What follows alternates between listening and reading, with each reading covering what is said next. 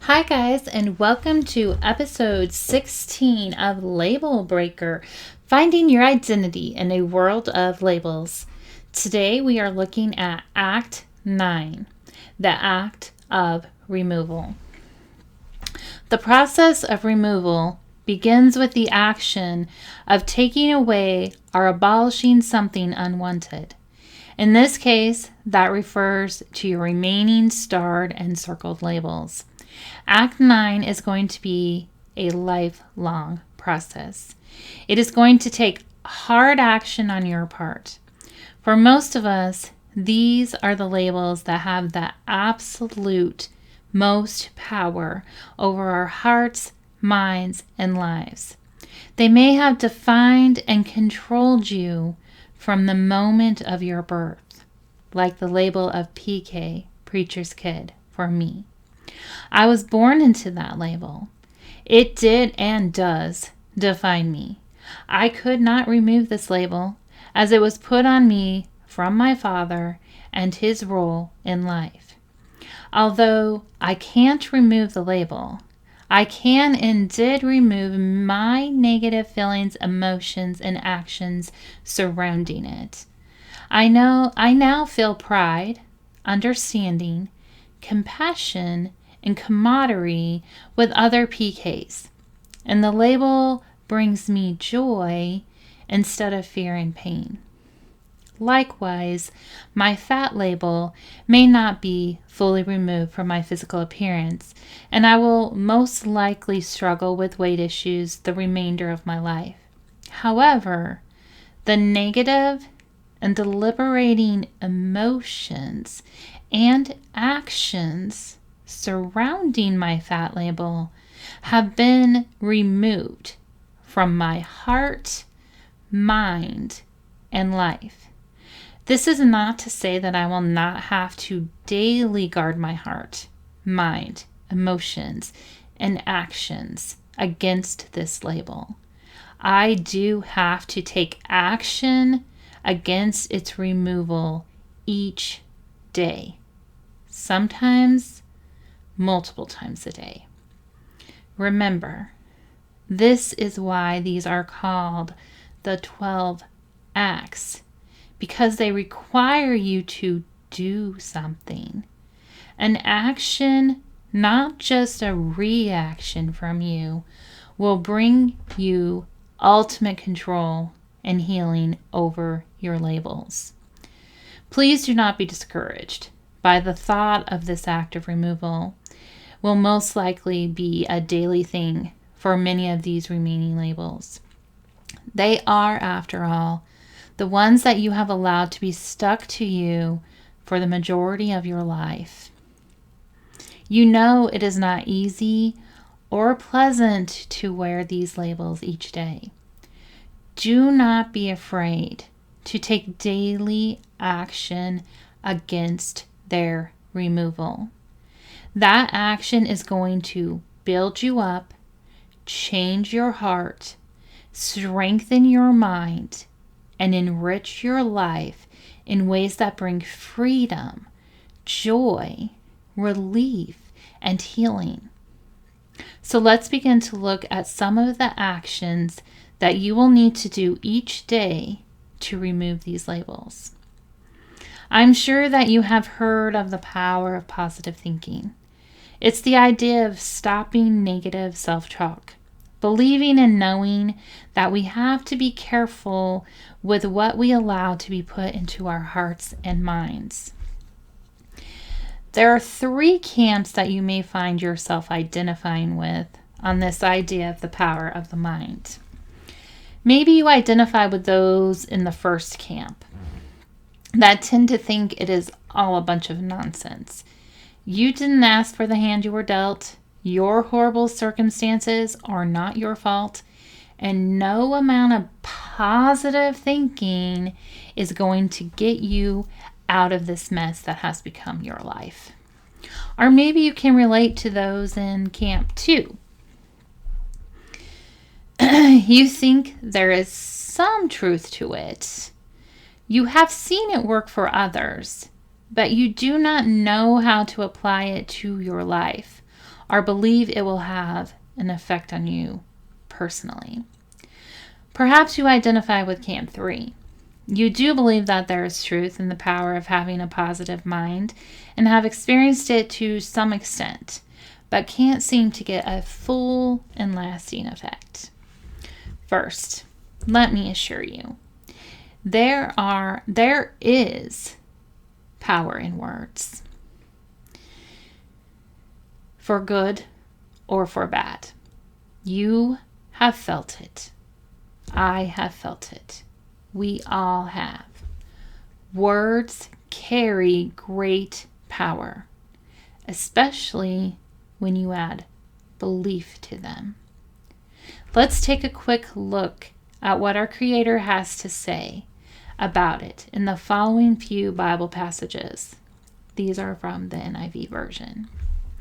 Romans 12:2 says, "Do not conform to the pattern of this world, but be transformed by the renewing of your mind." Philippians 4:8 says, "Finally, brothers and sisters, whatever is true, whatever is noble, whatever is right, whatever is pure, whatever is lovely, whatever is admirable, if anything is excellent or praiseworthy, think about such things." And Ephesians 4:23 says, "Be made new in the attitude of your minds." These are just a few of the references that your Creator makes about the power of your thoughts and mind. There are also many ancient and modern day scholars who talk and teach about the power of the mind. The following are a few from some of the more well-known teachers of our day. Whatever you hold in your mind on a consistent basis is exactly what you will experience in your life. The truth is that we can learn to condition our minds, bodies, and emotions to link to pain or pleasure to whatever we choose. By changing what we link pain or pleasure to, we will instantly change our behavior. Tony Robbins. You cannot have a positive life and a negative mind. Positive minds produce positive lives. Negative minds produce negative lives. Positive thoughts are always full of faith and hope. Negative thoughts are always full of fear and doubt. Words are containers for power. You choose what kind of power they carry. Joyce Meyer. Never say anything about yourself that you don't want to come true. Whatever you dwell on in the conscious grows in your experience. Brian Tracy. Change your thoughts and change your world. People really become quite remarkable when they start thinking they can do things. When they believe in themselves, they have the first secret of success. Norman Vincent Peale. Your background and circumstances may have influenced who you are, but you are responsible for who you become. Darren Hardy. In 1985, a psychologist named Michael F. Shire published a groundbreaking study titled Optimism, Coping, and Health: Assessment and Implications of Generalized Outcome Expectancies in Health Psychology. It is said that after the study, scientists had a method for seriously studying the healing powers of positive thinking. In a more recent article on theatlantic.com, Shire states the following response to his aforementioned study. A lot of research has been done since we published our first paper. I think it's now safe to say that optimism is clearly associated with better psychological health as seen through lower levels of depressed mood, anxiety, and general distress. When facing difficult life circumstances, including situations involving recovery from illness and disease. I think most researchers at this point would agree that optimism is connected to positive physical health outcomes. We also know why optimists do better than pessimists. The answer lies in the differences between the coping strategies they use. Optimists are not simply being Pollyannas. They're problem solvers who try to improve the situation. And if it can't be altered, they're also more likely than pessimists to accept that reality and move on. Pessimists, on the other hand, tend to deny, avoid, and distort the problems they confront and dwell on their negative feelings. It's easy to see now why pessimists don't do so well compared to optimists. As you can see, words and labels have power in our lives. This power can be good or bad, depending if they are positive defining words or negative ones. Right now, we are going to focus on removing the negative labels that you no longer want defining you. The first step in removing these labels is to remove them from your vocabulary and thus your mind. You are no longer allowed to speak or think these defining words about yourself. You may not realize it,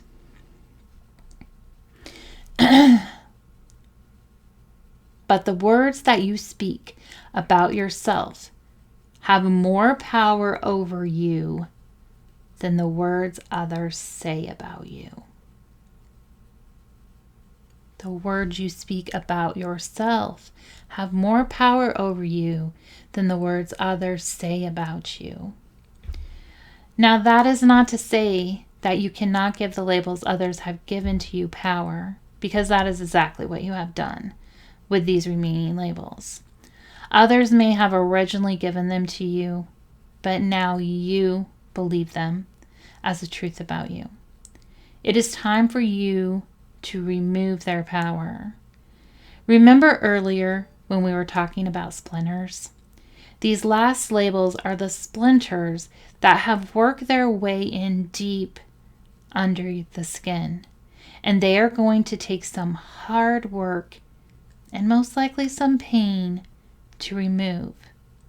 They may have been festering under the surface for quite some time, causing you discomfort or even serious pain, and the thought of removing them is scary and unpleasant. You may be thinking, sometimes my splinters just work themselves out. Sure, it may be a little uncomfortable for a bit, but I can live with that. Truthfully, that is an option that is available to you. And yes, sometimes our unwanted labels seem to go away on their own. But just like that splinter that you decided not to remove because you were afraid of the pain, your label will cause you long-lasting discomfort. You and I both know that the sooner you get that splinter out, the sooner the pain it is causing will be gone. In all honesty, these remaining labels will be the hardest to remove, and most likely they will try their best to find some inconspicuous place to hide. Where at first you don't seem to notice them, they might not really be causing you any discomfort or pain, but just like a small piece of a large splinter that wasn't fully removed, the longer they are there, they start to fester and infect you all over again. That is why you must always be on your guard against them. King Solomon, who is touted as the wisest man who ever lived, said in Proverbs 4:23, "Above all else, guard your heart and mind, for it is the wellspring of life."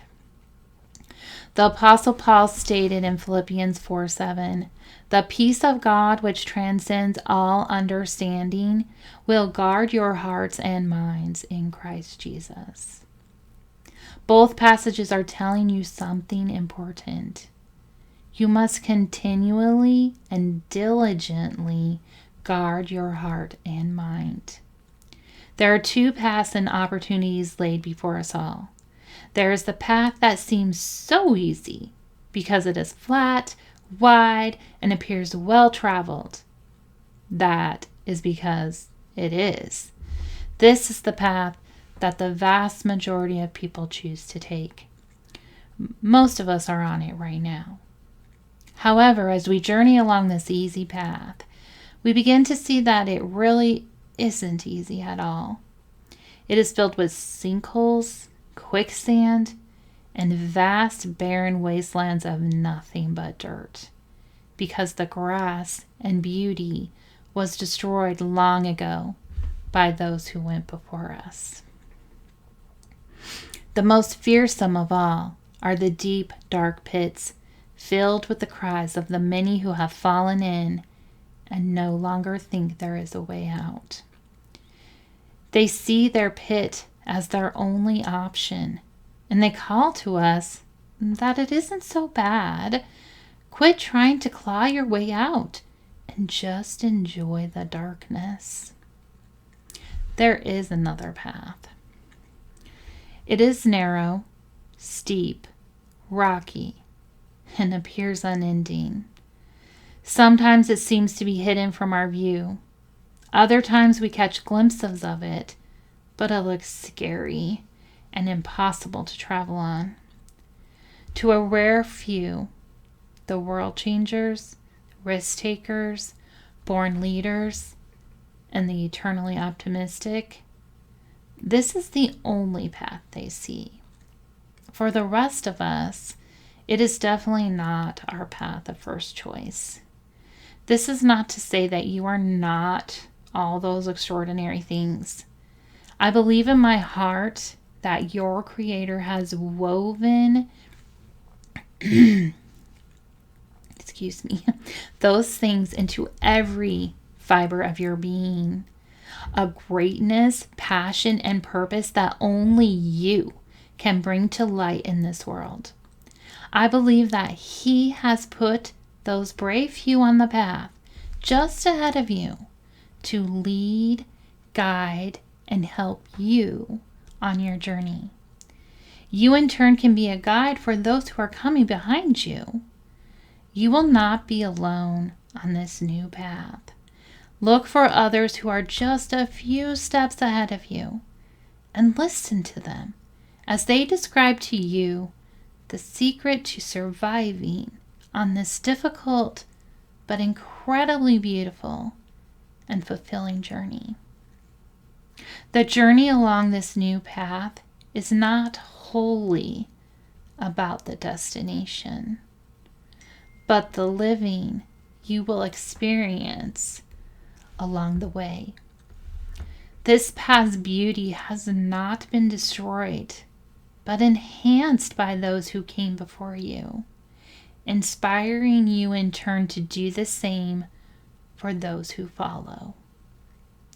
Just taking the journey itself will change you and make you want to share it with others.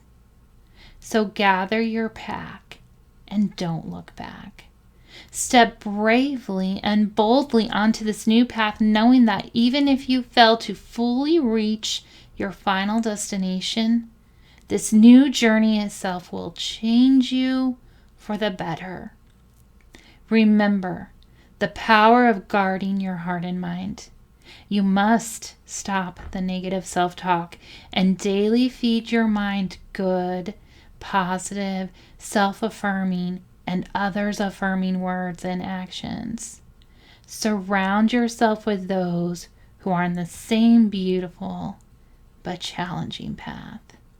Set realistic goals before yourself, ones that will keep you focused and motivated on your destination, but not so unattainable that they cause you to grow weary and give up and not enjoy the journey. Rest and reward yourself often for not giving up and returning to the easy path.